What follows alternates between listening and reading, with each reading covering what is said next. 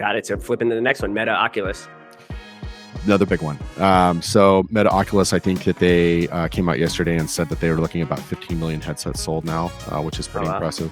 They outpaced the Xbox in sales last year, so they sold more headsets than Microsoft did to Xbox. That's crazy. That's pretty crazy. Welcome to Inside Scoop with Sean Emery. Every week we are examining something new, bringing you closer to companies, sectors, and themes. This recording should not be construed as a substitute for personalized individual advice from Avery & Company or any guest on the show. This is for educational purposes only and not intended to make an offer or solicitation for any companies or securities mentioned. With that, let's get on with the episode. So one thing we didn't hear anything about at Apple's Worldwide Developer Conference was the topic around augmented or virtual reality. It was dead silent on this topic. After today's conversation with our super guest, Luke Hurd, I think we now know why. Luke is incredibly well known for his expertise in virtual and augmented reality. He will introduce himself, but he worked on Wendy's Metaverse or their Wendyverse initiative.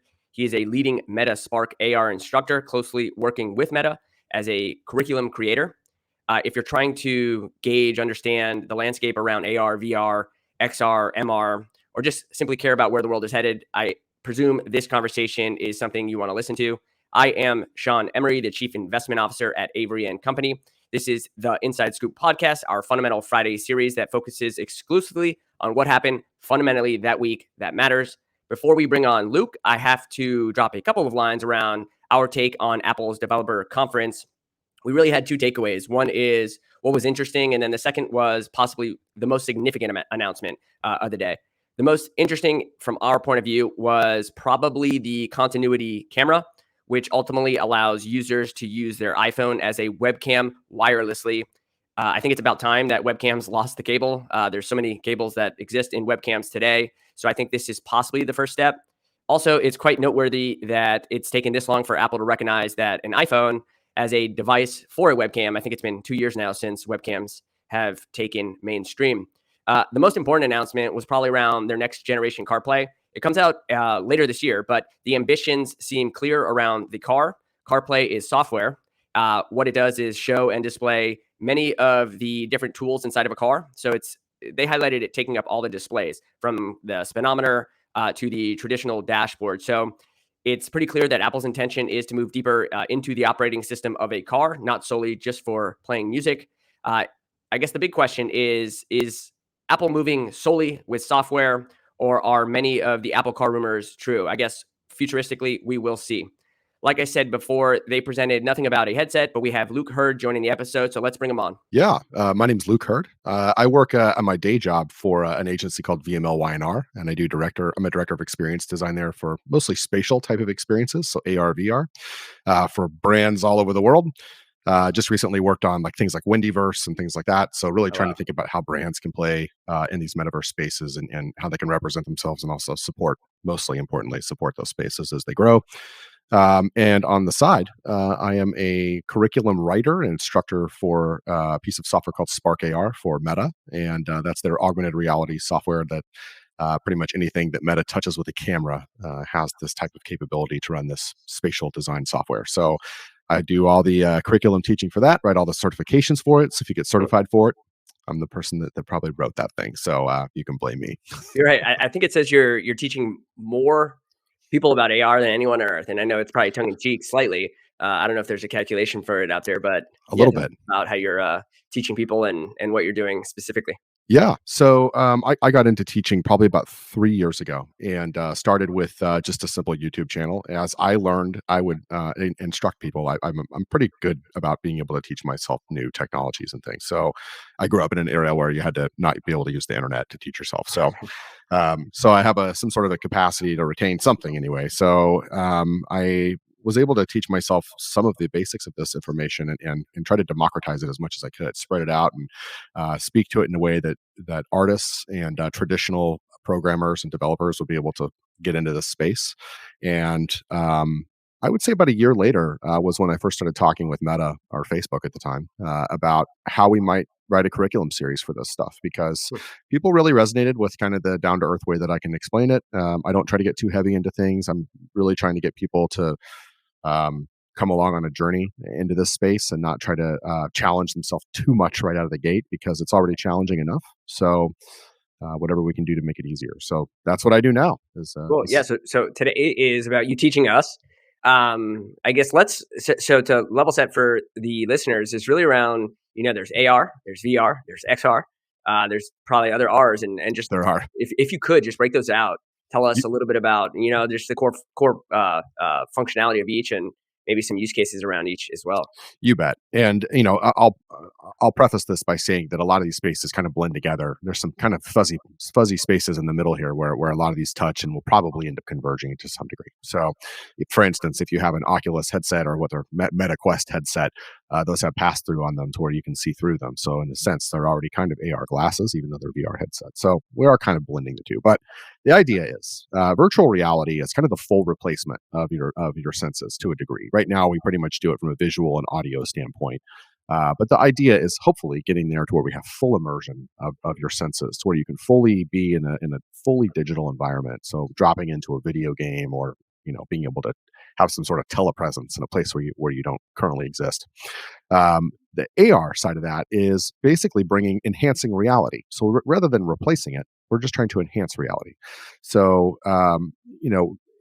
instead of dropping you into a virtual space like a video game, the idea would be you can still exist in your world and walk around in your world, but maybe have digital overlays, and as the way that works. So AR can encompass anything from computer vision, because your computers have to be able to see what they're interpreting out in the world to be able to display to you, to the computer looking back at you to see what you're looking at, how you interpret it. So the computers kind of look both ways in AR, and also in VR to a degree. So those two ones are kind of the big ones. And then you have things like mixed reality, extended reality. That's the MR, the XR. Those start getting into things like projections. If you've seen like the Van Gogh things on Facebook or anywhere, if you ever see those projection Van Gogh experiences. But digital projections, you see a lot of those like on hockey rinks, and NHL does do a lot of those kind of experiences. So if you think about it, there's a lot of different ways to play in these different types of realities, but it all kind of starts with that first augmenting, and all the way to full replacement. Sure. I guess which one do you tend to use more? Maybe day to day in like personal life, gaming and things like that, versus some sort of commercial use. Sure. Day to day, I would say definitely AR, and my passion and heart probably lies with AR more than VR. I really like the concept of enhancing reality rather than escapism. I think a lot of people have a weird taste in their mouth when they see a room full of people with headsets on. They might think of something like Wall-E or Ready Player One, where it's most of those realities are dystopian to some degree, and you're trying to escape from kind of a bad situation. And so people, I think, can associate it with that. Whereas AR is more getting out into the world. So one of the cool things about Pokemon Go is that it brought so many people together, and they went outside, and it was kind of interesting to see that phenomenon happen. So think about how that might work with IoT and all these sensors we have coded around the planet now. Now we have a way to bring the display to them. That's a mobile display that walks around that you either wear or that only you can see somehow. Yeah.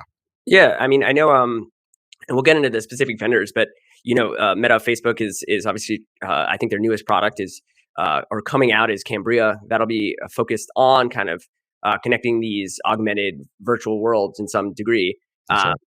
Primarily focused on VR, but again, having the accessibility, whether it's through a knob or I guess we don't really know yet. But the application of that, I think you are seeing the vendors go that direction. If you kind of just came back from one of the big conferences and called AWE, if you could kind of share with us some of the buzz that's happening there, and then again, we'll go into some of the vendors thereafter. Yeah. So AWE is the Augmented World Expo, and I believe this is its 11th year, and it's grown tremendously since it first started. It's become now the premier AR conference, and definitely VR. A lot of VR headsets there as well. So it's kind of the place to go once a year to go see all the people in this space, anywhere from creators to futurists, people who are really trying to think outside the box, to to the engineers themselves, and then you have the actual devices. Then you actually have the functional devices on the floor. So anything from the Snapdragon glasses to Magic Leap 2 to Vuzix to the Quest to the Vario headset, which is like LASIK for VR, very clear displays. Um, so you really get to go out there and try a bunch of stuff and see what the cutting edge wearables and uh, reality augmentation abilities are out there. It does level set quite a bit. You do get to see the Gambit, the full Gambit, things that are Sure. just kind of like swim goggles that you wear with kind of Google Glass that don't really track anything, but still have some sort of a display that you can wear underwater, which are cool. That's great. Like, what would you really need to track anyway? But that's Right. cool that you can have that kind of a display and it works underwater. All the way to the Magically 2 and beyond. Spectacles were also there. Those were highlighted there quite a bit, and I have a pair of them around here somewhere. But they're it's really cool. It's just really cool. You get to go be with like-minded people who are in the space who definitely see the potential of what it could all be. Right. I mean, you look, I think you hit the it on the head, is the potential, right? I think I come from the investment community, and there is this view of, its potential, but when. If you could just, I'll give you like four vendors, Snap, Meta, Magic Leap, Apple. I guess we don't really know much about Apple at this stage. They had their developer conference, A but little bit, a nothing little came bit. out of it. But I'll just throw you a name and you tell me kind of the first thing that comes to mind. And so Snap. So Snap is the premier AR company right now. They are pushing into AR, social AR boundaries that nobody else is really pushing into. Not even, I won't even say social. They are pushing into AR boundaries that nobody's really pushing into. They have multiple versions of AR wearables at this point. They have spectacles 1, 2, 3, and now the 2021 version, which is the crazy ones with the displays in them. And they also have a thing that's a drone that follows you around. It's called a Pixie. That's a little personal portable drone that also you can build in Lens Studio for and augment the camera that comes to that. So um, they are always like at the tip of that spear of like AR innovation, and it's always kind of exciting just to see where they're pushing it. And one of the reasons for that is because they really have the ability to own that space, whereas the other social platforms have a whole social thing going on with them. Facebook is Facebook first. Instagram's going to be Instagram first, always before it's AR. So there's a lot of stakeholders behind the scenes in all these social companies because it's a social platform. They have a lot of other things going on besides augmented reality. Right. Whereas that's one of their main focuses. So they have such a huge push on that and have had so many amazing effects go viral, from the gender swap to the one that's like turns you into a baby or an old person, to the anime ones, to making it look like the Disney characters, and on and on and on. They just are really, really, really impressive with what they do. Got it. So flipping to the next one, Meta Oculus. Another big one. So Meta Oculus, I think that they came out yesterday and said that they were looking at about 15 million headsets sold now, which is Oh, pretty wow. impressive. They outpaced the Xbox in sales last year, so they sold more headsets than Microsoft did the Xbox. That's crazy. That's pretty crazy. It definitely shows you where people's heads are in the space, and the adoption rate of what they're doing. They sell those quests at a loss, a hardware loss, to try to get the ecosystem built. It's intelligent, the way that they're doing it, and I think that they take a lot of flack for um, the moves that they make. But I think that they know that the social web is a is an old soul at this point, and it's been around for a while. We have whole career paths and industries fully supported by social media, and I think that they see the writing on the wall that there is an end to this, or at least a wane to it. So why not go all in and switch it up? We have this headset company, and they have that headset company. I don't work for Meta. They have that headset company and multiple other arms that they have already in the space. So why not embrace it? So I really kind of appreciate the drive to create competition in the space and sell that stuff at a loss and get that ecosystem built, because it just gets more and more people interested and excited about what it could be.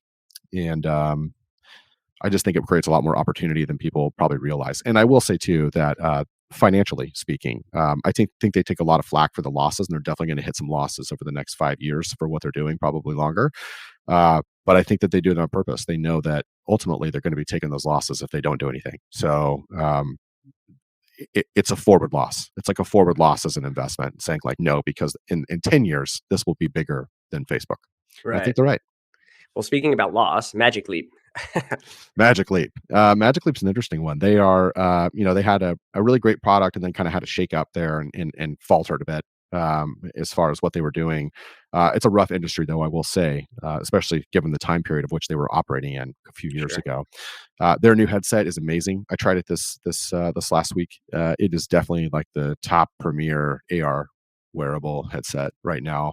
Um, I've never developed for it, so I can't speak to how easy it is to develop for. But as far as what it is and the type of services that it offers, pretty impressive. They also won, I think, an Augie, which is the AAWE awards. I think they won for best hardware this year. Wow, So it's um, come a long way. it has come a long way. Plus, you can dim. I tried these actually in a lobby of a hotel, but you can dim them too. So they're like VR glasses. I mean, you can literally look over, hit a button, and everything dims out, and you have Oh, wow. you can fully replace.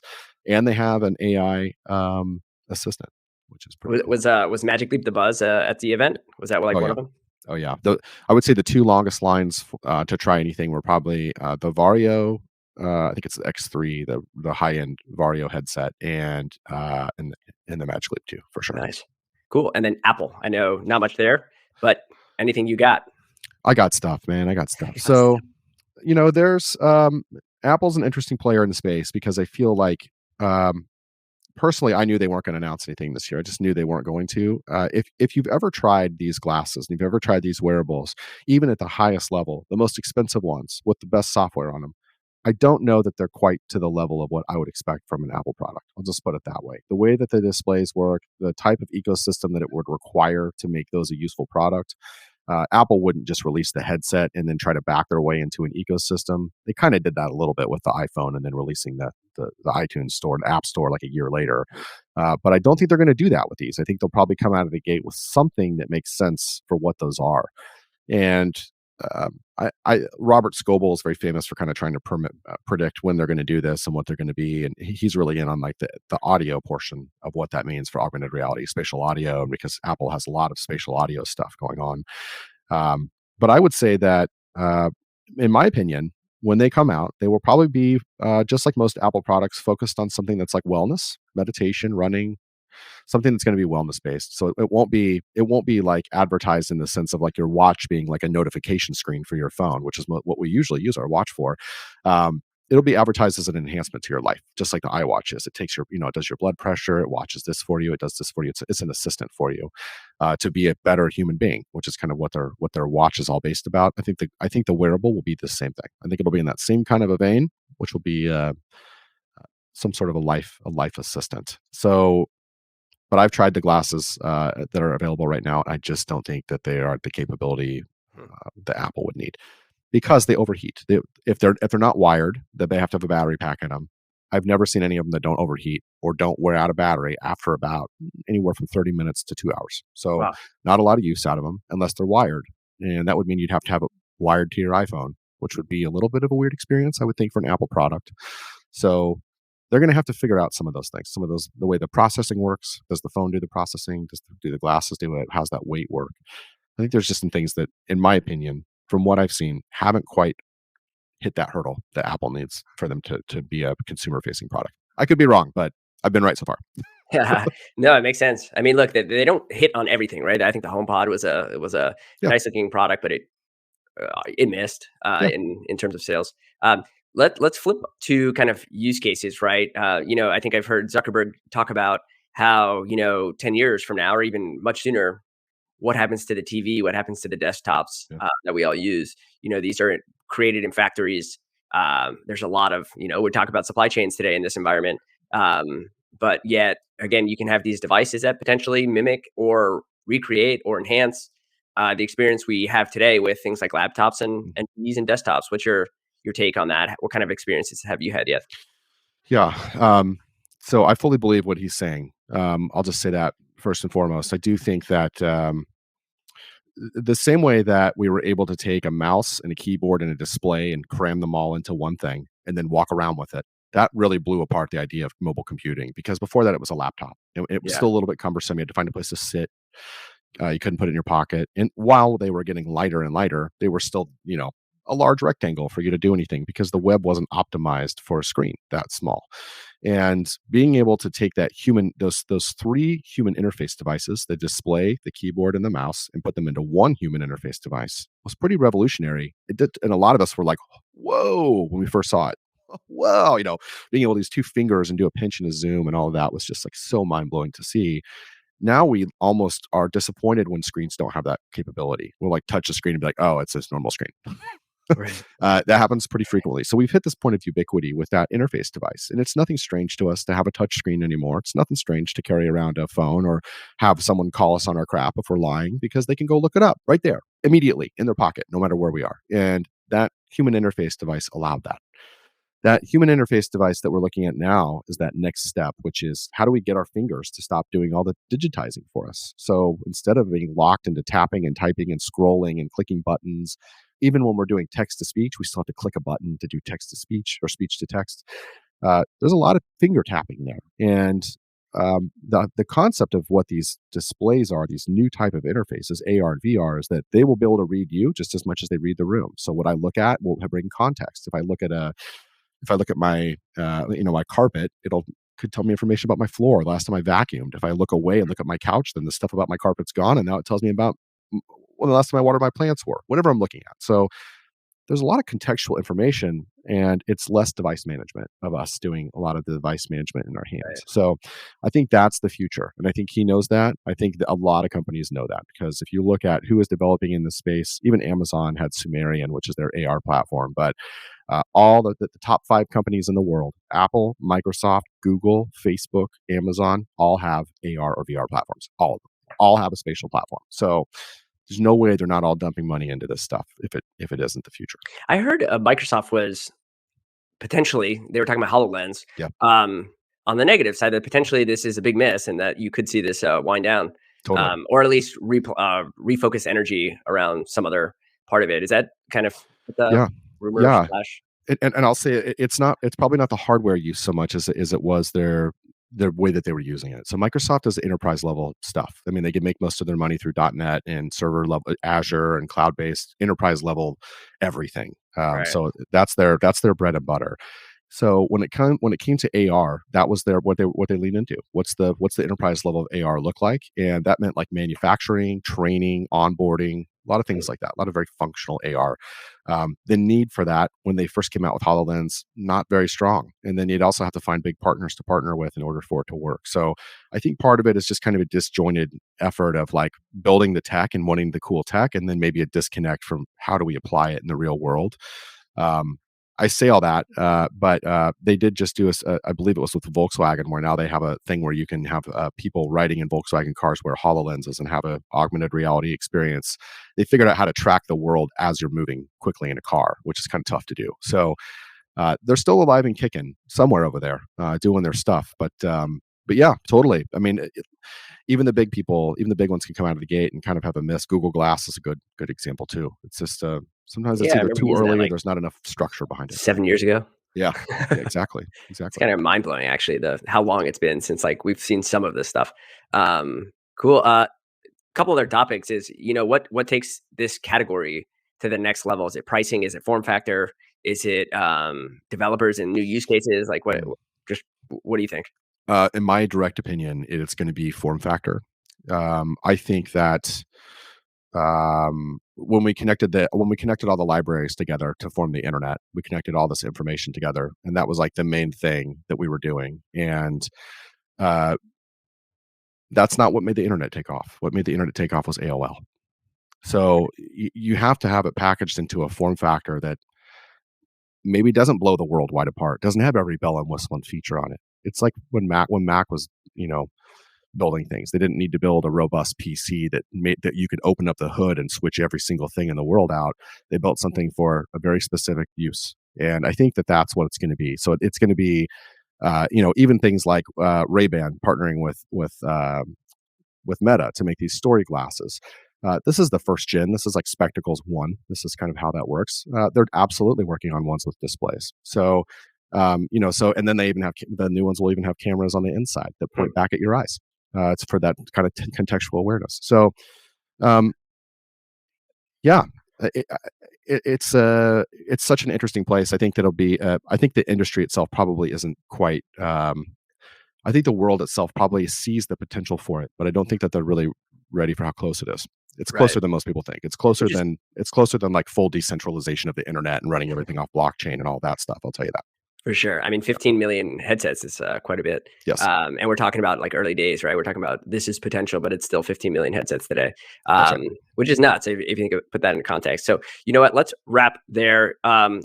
First off, where can people find you out on the internet?